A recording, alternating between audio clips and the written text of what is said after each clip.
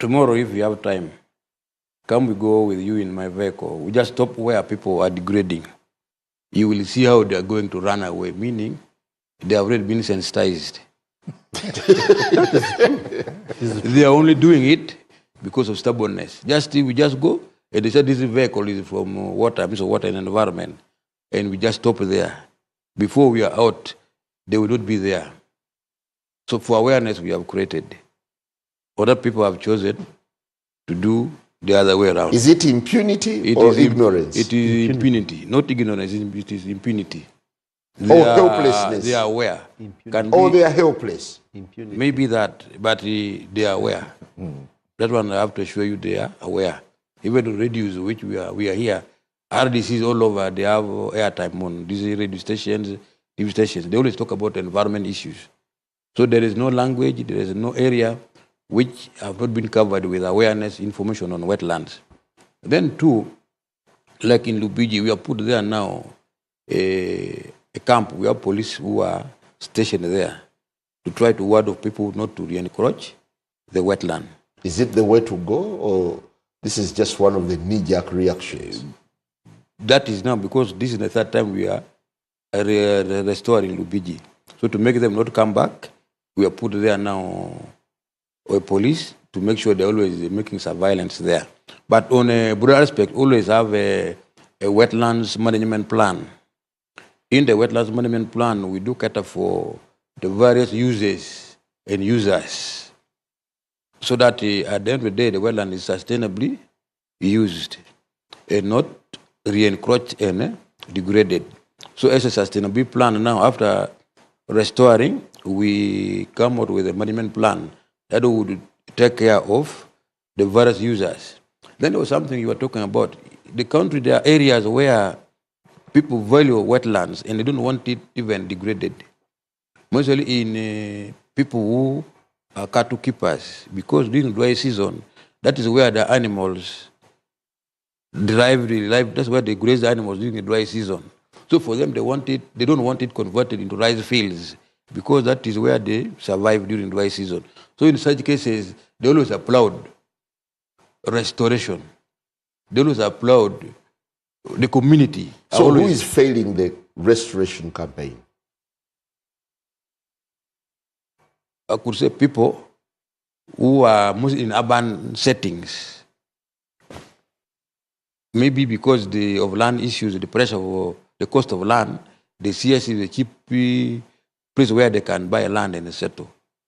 I believe if we would have a physical planning that would zone and maybe have land for low-income people, gazetted somewhere, the pressure on wetlands would reduce. Thank you. Honorable Dongoto, do you imagine that the impunity that had become typical of NRM is now being reversed? The other week I was home. I've noted that all the village criminals, the one we know, they are pickpockets, they all put on Museveni shirts from Monday to Monday. Most of the criminals that we know that are thieves, looters, in the village, they now put on yellow from Monday to Monday. So it looks like most of the wrongdoers have found it convenient to put on yellow. That if you don't put on yellow like some of us, you must have a very strong backbone. Because like if Ufondo tries to put on blue and to talk that is FDC, they will remind him what he did at Media Center. They say, hello, you can just go and record a charge and caution statement at Kibuli, then you just say, let me just put on yellow.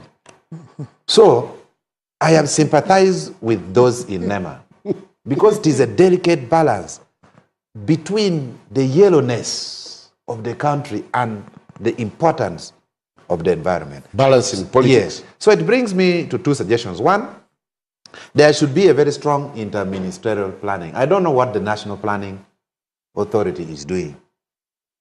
We need to do something to stop rural-urban migration. In Sweden, they have managed, I explored the system, they now have centrums in every, let me say, parish. Centrum is like a center where there is Nambole Stadium, there is Garden City, there is Oasis. So you miss nothing.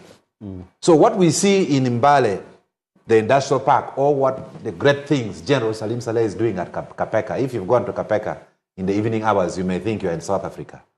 So we need more of such targeted investments to stop rural to urban migration. We want the last people to come to Kampala like Ufondo Pondo for nothing, just to see the buildings. Then they ended up sticking. Should stop. You must have a plan. The people have come from Maru, and now they have to drive to here only for this show. No, by the way, I came to Kampala in 1981. My parents were in the last government. Some of you, maybe you came in 92. When now? What? But that's not the issue. So I'm saying there has to be a deliberate effort to stop rural urban migration. And National Planning Authority should help us to tell us the next government, population control. Because the population is expanding too fast. Simon, this is weird. 1, 2, 3, 4, 5. We have 5 men here. I would not be surprised if we have 30 children. Just 5 of us. Each of us? Or? No, all of us combined. I have 6. So for may have like 15. That's already 21. I don't want to add. So population control. People are overproducing. We need the government to say any university graduate who produces 2 children will get a support of 1 million shillings so that people start rewiring their heads. And we need, NEMA, you need to reach out to the religious leaders. When America is going to fight in Iran, the mobilization is not done at the Chankwanzi of the US. The mobilization is done in churches. You hear all those bishops saying, we are going to war.